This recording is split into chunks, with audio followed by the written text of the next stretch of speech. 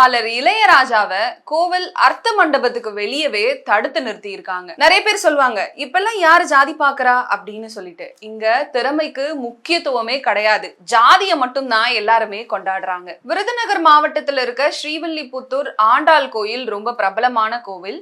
இந்த கோவில் விஷ்ணுவுக்கு அர்ப்பணிக்கப்பட்ட 108 திவ்ய தேசங்கள்ல ஒண்ணு அப்படின்னு சொல்லப்படுது. குறிப்பா சொல்லணும்னா பெரியாழ்வார் மற்றும் அவரோட வளர்ப்பு மகளான ஆண்டாளோட பிறப்பிடமா இந்த இடம் கருதப்படுது. ஸ்ரீவில்லிபுத்தூர் ஆண்டாள் கோயிலுக்கும் இளையராஜா அவர்களுக்கும் என்ன சம்பந்தம் அப்படின்னு நினைக்கலாம்.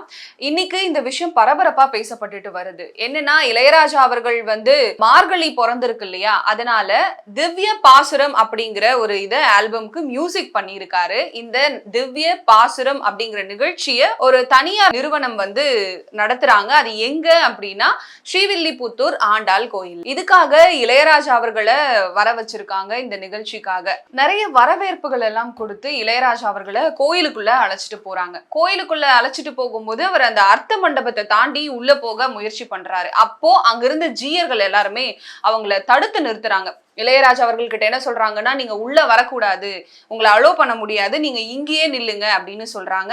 அண்ட் அது மட்டும் இல்லாம இளையராஜாவும் அங்க என்ன பேசுறதுன்னு தெரியாம அங்கேயே நின்னு அவங்க கொடுத்த மரியாதையெல்லாம் வாங்கிட்டு அங்கிருந்து வெளியே வராரு. ஏன் அவரை உள்ள அலோ பண்ணல அப்படின்னு சொல்லி கேட்கும் போது ஜீயர்கள் தரப்புல இருந்து என்ன சொல்றாங்க அப்படின்னா, ஒரு குறிப்பிட்ட ஜாதியினர் மற்றும் அதுல இருக்கிற குறிப்பிட்ட பிரிவினர் மட்டும்தான் கோயிலுக்குள்ள போகணும், நாங்க அந்த அர்த்த மண்டபத்தை கருவறைக்கு சமமா பாக்குறோம், அதனாலதான் இளையராஜாவை அர்த்த மண்டபம் தாண்டி உள்ள விடல அப்படிங்கிற விஷயத்த சொல்லியிருக்காங்க. இளையராஜா அவர்கள் வெளியே வந்ததும் கோவில் நிர்வாகம் இளையராஜா அவர்கள் கிட்ட பேசியிருக்காங்க. இந்த மாதிரி உள்ள அலோ பண்ண முடியாது, அதனாலதான் உங்களை அலோ பண்ணல, தப்பா எடுத்துக்க வேண்டாம் அப்படின்னு சொல்லிட்டு அங்கிருந்து இளையராஜா அவர்களும் கிளம்பி இருக்காங்க. முதல்லயே சொன்ன மாதிரி இங்க திறமைக்கெல்லாம் மரியாதை கிடையாது, ஜாதியை மட்டும் தான் பாக்குறாங்க. ஏன்னா இளையராஜா அவர்கள் எவ்வளவு பெரிய இசையமைப்பாளர் அப்படிங்கிறது எல்லாருக்குமே தெரியும். இன்னைக்கு வரைக்கும் இளையராஜா அப்படின்னா அவர் கண்ணை மூடிட்டு சொல்லலாம், அவரோட மியூசிக் அவ்வளோ அழகா இருக்கும், அவ்வளோ சூப்பரா இருக்கும் அப்படின்னு சொல்லிட்டு. இளையராஜா அவர்கள் ஒரு இசையமைப்பாளரை தாண்டி ஒரு எம்பியும் கூட.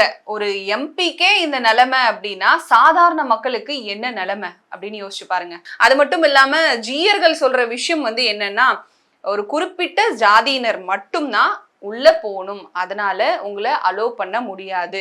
அது கூட சேர்த்து உங்களுக்கு இந்த மரியாதைகள் எல்லாம் கொடுத்ததே பெரிய விஷயம் அப்படின்னா இதெல்லாம் கொடுத்துருக்க கூடாது. ஏன்னா இதை ஜீயர்களுக்கு மட்டும்தான் கொடுப்பாங்க, கடவுளுக்கு மட்டும்தான் கொடுப்பாங்க, உங்களுக்கு இதை எப்படி கொடுத்தாங்க அப்படிங்கிற ஒரு கேள்வியுமே எழுப்பி இருக்கிறதா சொல்லியிருக்காங்க.